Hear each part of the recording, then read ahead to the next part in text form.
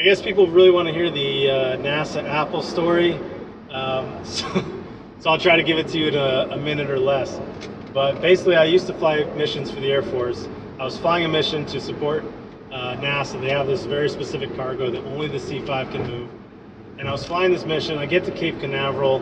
It's monsoon season, and any delay with moving this cargo cost NASA $100,000. So there was a lot of pressure for me to have the aircraft ready.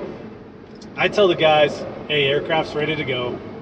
And they start moving. Next thing you know, lightning strikes. I'm not sure if it hit the aircraft or just close, but every alarm in the plane went off. And so there I am, all the alarms going off, and this hydraulic line bursts. And I had nothing with me to clog this or seal this hydraulic line up. And so I just shoved my finger inside this hydraulic line to buy myself some time so there wasn't all this hydraulic fluid flying everywhere. And I'm standing there and nobody's around, and I got my helmet bag for all you military guys, and I'm searching around in my helmet bag, and the only thing I had was an apple. So I'm thinking to myself, maybe I can shove this apple onto this hydraulic line and get some of it up in there to clog this line up, to get it to stop leaking.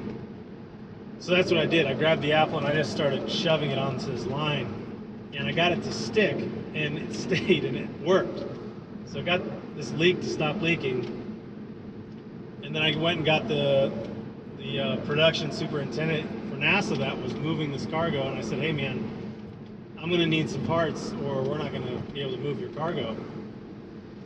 Long story short, after a lot of approvals, I was able to go into their supply warehouse for the satellite that we were moving or not moving, and was able to take a piece of the satellite line from there and replace our hydraulic line that had burst. But after all that, after the dust had settled and everything calmed down, we were getting ready to take off. The production superintendent approached me with a position and offered it to me on the spot. And I considered it, but it just wasn't in the cards for me at the time, and I was really flattered by that. But recently watched a podcast with Jesse Itzler and Ed Milet, and Jesse spoke about how your life resume is just important, if not more important, as your work resume.